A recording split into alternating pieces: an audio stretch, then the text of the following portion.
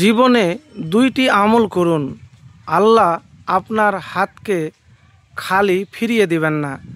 যত কঠিনই দোয়া হোক না কেন কবুল হবে।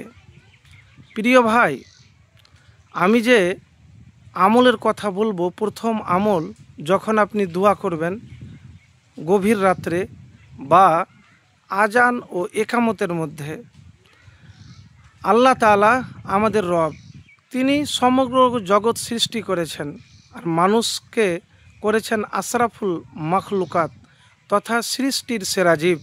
আল্লাহ তাআলার রহমত ও অপার হিকমত হলো তিনি মানুষকে সফল হিসেবে দেখতে চান। কোরআনুল কারিমে অসংখ্য আয়াতে তিনি তা বর্ণনা করেছেন। মানুষের সফলতায় তিনি অসংখ্য আয়াত নাজিল করেছেন।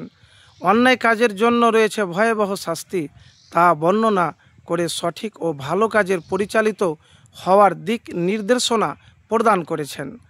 আর এ ভালো কাজের ফলেই মানুষ পাবে দুনিয়া ও পরকালের মুক্তি ও সফলতা।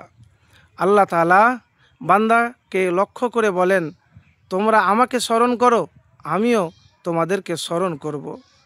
অন্য আয়াতে আল্লাহ সুবহানাহু ওয়া তাআলা বলেন, আর হে রসুল, যখন আমার বান্দা আপনাকে রাসূলকে আমার সম্পর্কে প্রশ্ন করে, তখন হে রসুল আপনি তাদেরকে বলুন আমি তার নিকটবর্তী। যখন কোনো দোয়া প্রার্থী আমাকে ডাকে, আমি তার ডাকে সাড়া দিই। অতএব আমার কাছে প্রার্থনা করা ও আমার প্রতি ঈমান আনাই তাদের কর্তব্য, হয়তো তারা হেদায়েত লাভ করবে। সূরা বাকারা 186 নম্বর আয়াত। তো বান্দা যখন আল্লাহ তাআলার কাছে প্রার্থনা করে, তখন আল্লাহ তাআলা বান্দাকে খালি হাতে ফেরত দিতে লজ্জাবোধ করেন। হাদিসে পাকে প্রিয় নবী রাসূলুল্লাহ সাল্লাল্লাহু আলাইহি সাল্লাম এমনটি ঘোষণা দিয়েছেন। হযরত সালমান রাদিয়াল্লাহু তাআলা আনহু বর্ণনা করেন, রাসূল সাল্লাল্লাহু আলাইহি সাল্লাম ইরশাদ করেন, হে লোক সকল, তোমাদের প্রতিপালক অত্যন্ত লজ্জাশীল, অতীব দয়াবান। যখন কোনো বান্দা তার কাছে হাত উঠায়, তখন ওই বান্দার হাতকে খালি ফিরিয়ে দিতে তিনি লজ্জাবোধ করেন। তো প্রিয় ভাই, এই হাদিসটি হলো আবু দাউদ শরীফের 3370 নম্বর হাদিস। এটি আবু দাউদ শরীফের হাদিস, তিরমিজি এবং আহমদে মুসনাদ। তাহলে অনেক সময় মানুষ দোয়া করে কিন্তু হতাশা করে, কীরকম, যে আমি দোয়া করলাম তো দোয়া কবুল হলো না। তো যখনই আপনি হাত উঠিয়ে দোয়া করবেন, বারবার করবেন, খালি হাত আল্লাহ আপনাকে ফেরত দিতে লজ্জাবোধ করেন। তো দোয়া কবুলের জন্য আপনাকে যে কাজ করতে হবে, দ্বিতীয় আমলটি, সেটি হলো পবিত্র হতে হবে।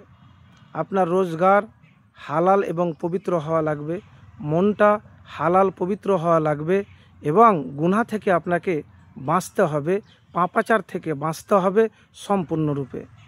তো এক হলো যখন দোয়া করবেন হাত উঠিয়ে করবেন, আর দ্বিতীয় আমল হলো আপনাকে পবিত্র, বৈধ রোজগার, আপনাকে সব দিক থেকে পবিত্র হতে হবে। এই দুইটি আমল যদি করতে পারেন, আপনার কোনো চাওয়াই অপূর্ণ থাকবে না, আল্লাহ পূরণ করে দিবেন। আল্লাহ যে হাত উঠিয়ে আল্লাহ সুবহানাহু ওয়া তাআলার কাছে চাইছেন, দুনিয়াতে কারো কাছে আপনাকে হাত পাততে দিবে না।